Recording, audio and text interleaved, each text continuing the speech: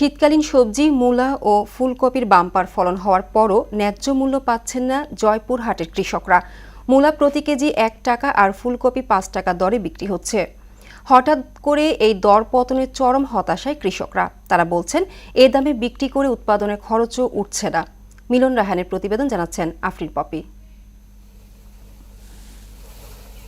জয়পুরহাটে প্রচুর পরিমাণে শীতের সবজি আবাদ হলেও বাজারে আমদানির পরিমাণ বেশি হওয়ায় দাম কমেছে সবজির। এর মধ্যে সবচেয়ে বেশি কমেছে মূলা আর ফুলকপির দাম। পাইকারি বাজারে প্রতি কেজি মূলা এখন ১ টাকা আর ফুলকপি প্রতি কেজি ৫ টাকা দরে বিক্রি হচ্ছে।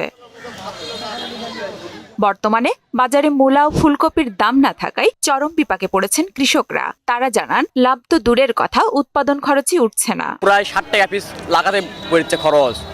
আমরা কৃষকেরা মসি কিন্তু দামই পাচ্ছি না। আমরা ৪৫,০০০ টাকা খরচ করে আমরা ৫,০০০ টাকা বিক্রি করতে পারছি না। মূলায় ২ টাকা কেজি, কপি ১ পিস ৫ টাকা। ফুলকপি খুবই সস্তা, এখানে কৃষকের খুব লস হচ্ছে। বর্তমানে দাম কম হলেও সবজি পরিবহনে খরচ বেড়েছে বলছেন পাইকারি ব্যবসায়ীরা।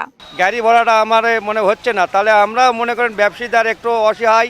একদিন নিয়ে যায়, পরের দিন আর কপি খাচ্ছে না, সেই ক্ষেত্রে আমাদেরকে এলা নষ্ট করতে হচ্ছে। সবজির ফলন ভালো হয়, হাটবাজারে আমদানি বেশি ও সংরক্ষণ সুবিধা না থাকা এবং সিন্ডিকেট সহ নানা সংকটে প্রকৃত মূল্য পান না কৃষকরা, জানালেন কৃষি সম্প্রসারণ অধিদপ্তরের উপপরিচালক। কৃষক যে মূল্য আশা করছিল সেই অনুযায়ী তারা প্রথম দিকে পাইলেও এখন কিন্তু সেই মূল্যটা পাচ্ছে না, যার কারণে তাদের মধ্যে কিছুটা হতাশা দেখা যাচ্ছে।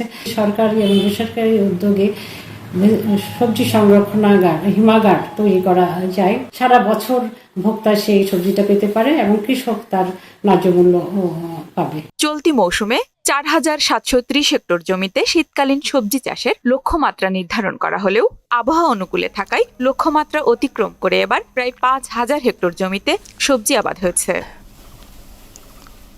আফরিন পপি, মোহনা সংবাদ।